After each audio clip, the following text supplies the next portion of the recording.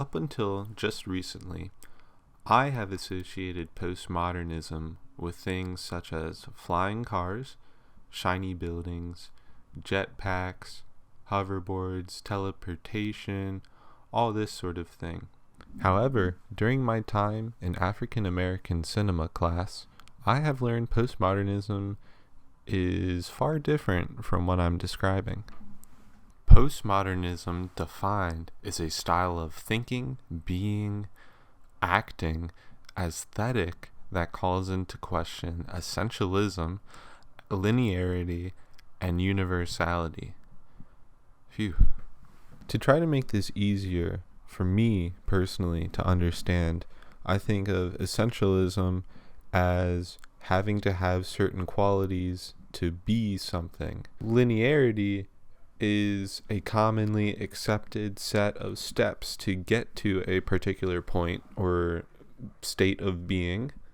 And universality is for people, places, things, or events to always have these qualities that are the same about them.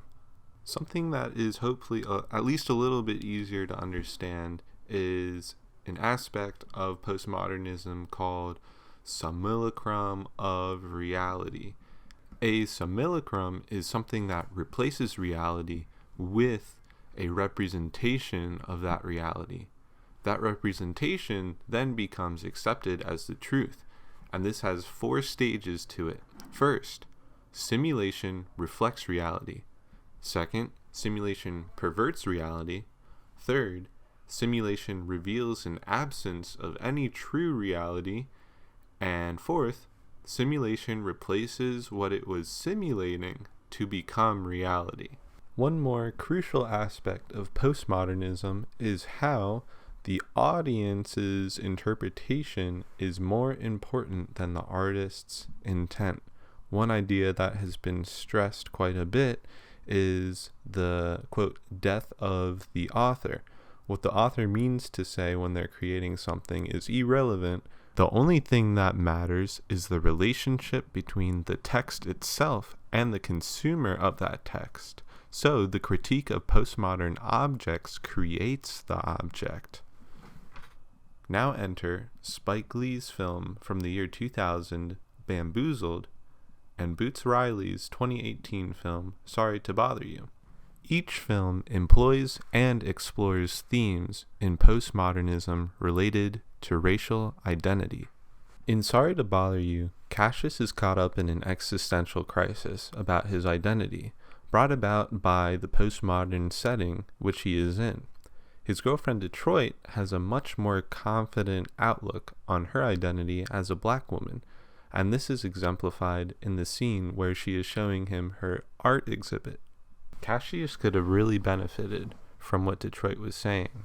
However, he is too distracted by weed. Throughout most of the movie, Cassius puts his identity into his work which he is good at, but it had a clear pitfall. In Bamboozled, Man Ray did not read books and did not know the history of minstrelsy, so he was not aware of the previous societal impact it had, and as a result, damage was caused again. Sloane has a parallel to Cassius's girlfriend Detroit because she has an awareness of her identity far more than those around her. She understands reality instead of the simulacrum that is present around her. Postmodern identity on the surface revolves around how much money one has, which motivates the street performers to agree to the degrading minstrelsy show. Their consent to do this shows both their lack of understanding for historical American racial identity, and it also shows how the power callers, like the network executives, are more than willing to feed into stereotype supporting rhetoric in exchange for more profit. Stereotypes are images, and images are simulacrums, and simulacrums are essential in postmodernism thinking. In an academic article called Black is Black, Bamboozled and the Crisis of a Postmodern Racial Identity, it is stated that the postmodern age has effectively challenged the stability of all racial identities, and of African American identities in particular.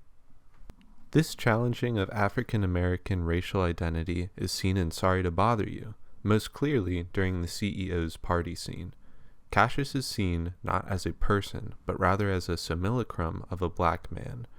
Everyone there in that party full of white people insists that he can rap without ever having met him. What follows is a performance in which Cassius tries to fit a simulacrum of his identity that others have created. It may read as funny in the moment due to the absurdity of the situation, but it brings Cassius to tears thereafter. This is directly similar to Man Ray shedding tears when putting on blackface makeup before his minstrel show in Bamboozled. The facilitators of these struggles are the men in power. In Bamboozled's case, it's network executive Thomas, and in Sorry to Bother You, it's worry-free CEO Steve Lift. Both films feature these white men in positions of power that adhere to postmodern standards of political correctness, while also centering their moral compasses to whatever makes them money. This simulacrum of morality guides Thomas Dunwitty to go all in on the New Millennium minstrel show in Bamboozled. Worry-free CEO Steve Lift in Sorry to Bother You follows a similar moral simulacrum to justify postmodern slave labor and even genetic modification of his workers to be more productive. He points to an informative worry-free corporation video to justify these literally dehumanizing modifications, following with the quote, "I just didn't want you to think I was crazy or something, because I'm doing this for a reason. So, I'm not irrational." That reason is to make worry-free the most profitable company in human history. The public's response when they catch wind of this idea? They actually worship Steve Lift as a deity, and in one case quite literally. The public sees Steve Lift as a simulacrum of Jesus himself because of his money-making. If he's Jesus, then Cash must be a postmodern simulacrum of God. Whatever the case, in both films, Cash is king. While powerful corporations and networks preach diversity and inclusion, the reality is that damage is caused to black people and their identities in the name of worshiping money. There is so much more to dig into while taking a look at these films through a postmodern lens. And if you haven't watched Bamboozled or Sorry to Bother You, I highly recommend each movie. However, that's all for now. Thank you for watching.